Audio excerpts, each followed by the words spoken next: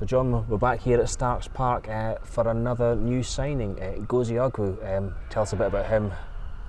Yeah, well, he's another striker. We're looking for another striker. We're again looking for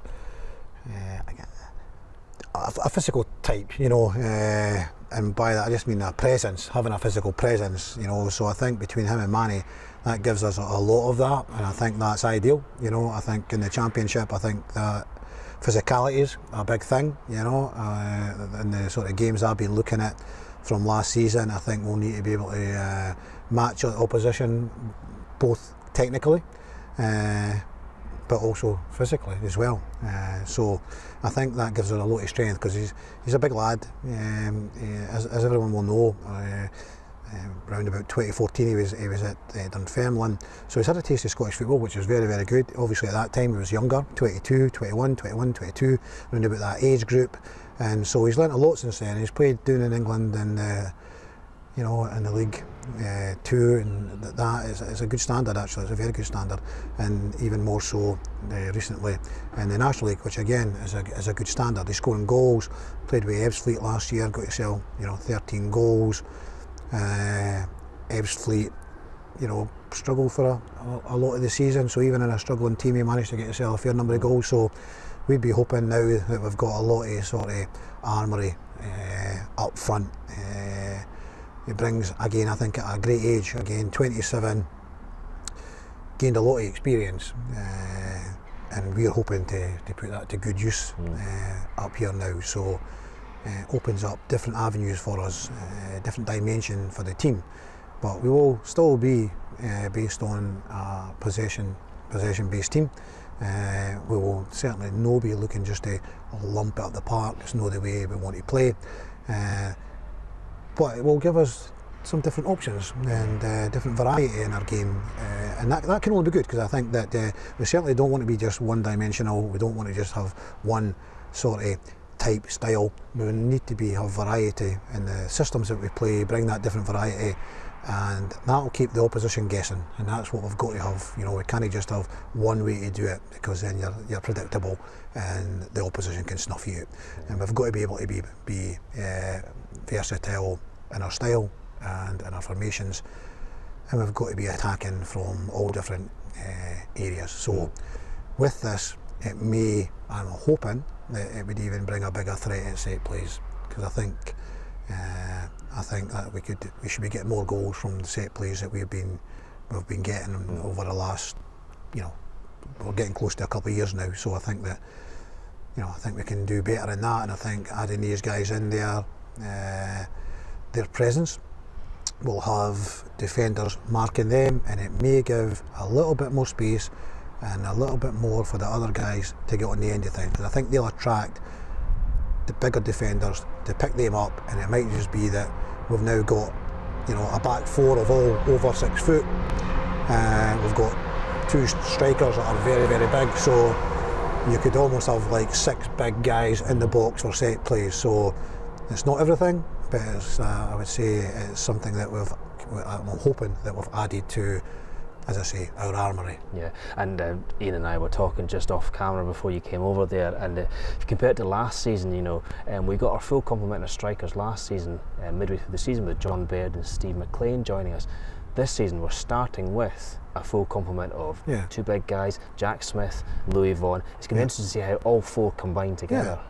Yeah, definitely. Yeah, of course. I think it's exciting. You know, it's exciting. I think that's what we needed, and we've managed to get it. I think it's, you know, I think there's a bit of freshness with guys coming up down south that the defenders in Scotland will not know about. I think for them, there's no fear factor. They're going to go in and show what they can do. You're right. We've got obviously Louis coming back, which is a big plus for us, massive plus for us. Young Jack is going to be there competing, because Jack's got ability, and I'm sure he can play around these guys and be competitive with them. Granty Anderson done a little bit of job up front at times last season, you know, so if we come into, you know, God forbid, the injuries that we can't pick up, then, you know, we still have other options, and so we're trying to cover all the bases as best as you possibly can, but we didn't have, you know, an endless, you know, pit, you know, to just keep bringing players in. So I think what we've got variety in there, and we'll definitely have you know, different formations, different styles to back that up as well. Yeah. We were meant to, as everyone knows, we were meant to start training on Monday there, and that obviously got delayed, suspended or whatever, and we restart on Monday is the latest version of the plan. Tell us a little bit how the training is going to be happening and how it's going to be different than what you expected. Yeah, well, as we speak here at 11:23, and I'm saying that specifically because it could all change in a couple of hours or so once the First Minister comes out and gives us the latest up-to-date situation. So as it stands right now, we would need to come back in social distancing, which means we can only train in small groups, probably groups of 5, and that would include a coach, into different sections of the pitch, up to a maximum of 15. Although, you know, it's maximum 15, but then they're saying if you put into the pitch into quarters, you could probably get, you know, groups of 5 in each quarter, which would obviously account to 20, but 16 players, you've got your coaches, and of course it would mean that the guys would have to arrive here in their own transport individually. They would have to get their temperature test taken, go onto the pitch, train, and then immediately, more or less, go back into the cars and travel home. They wouldn't be allowed into the changing rooms or the building. So it's quite strict, and we have to abide by these rules. But we're hoping that, well, that would only last for a week, and then we can phase it up, you know.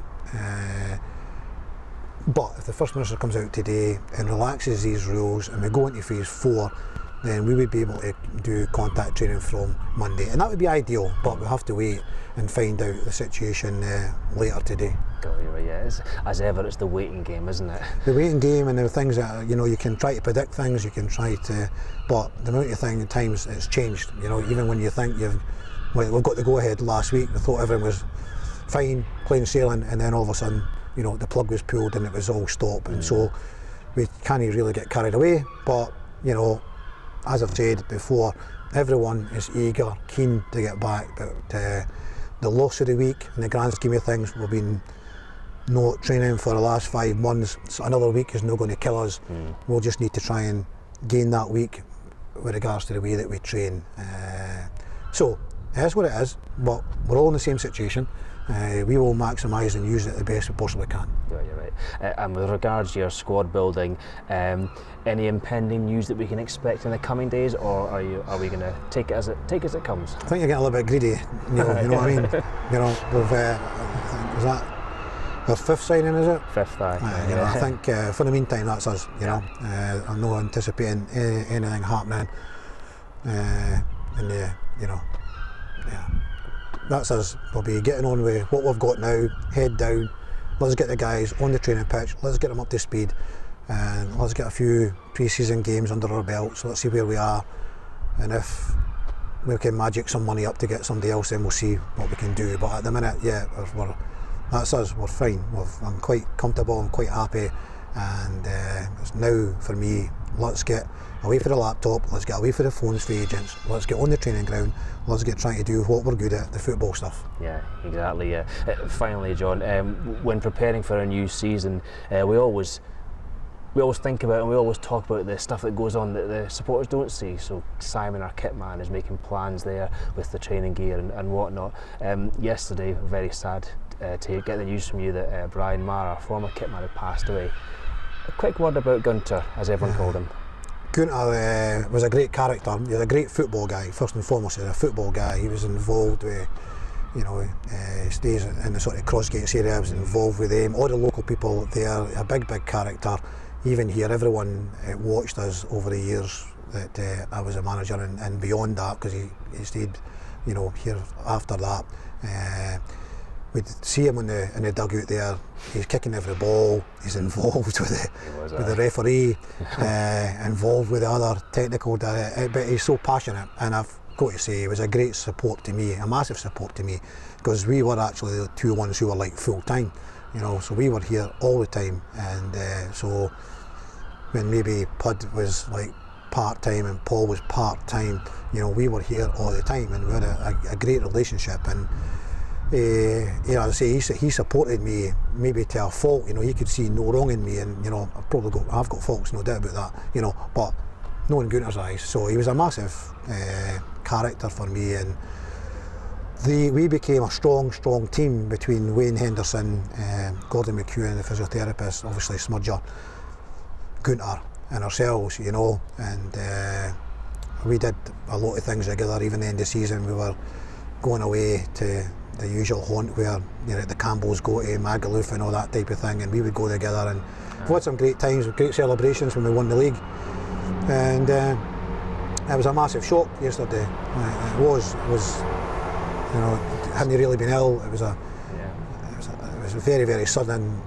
My heart goes out to Linda and Sophie, who, you know, they just doted on each other, to be honest with you. So it'll be sadly missed, but some great times that we'll always remember. But from our point of view, you know, we're a man down. We've lost one of our team. We would be talking about with regards to the backroom team that we had in the backroom boys. Gunter was very much at the time with Gordon and Wayne.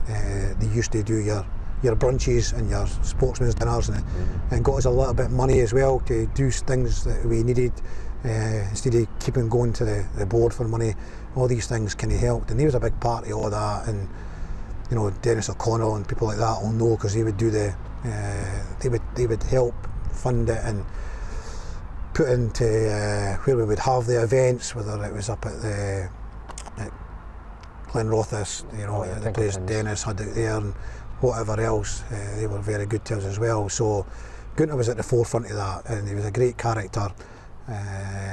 Obviously, you know, he was working at Hearts more recently, and Hearts was his big club, his first love, and I'm glad that he got a chance to work there, because that was very, very good for him as well. So he'll be sadly missed. Yeah. Well, when the games start, we'll all be thinking of him. But for now, John, we're going to say thanks and good luck for next week. Thank you very much. Cheers.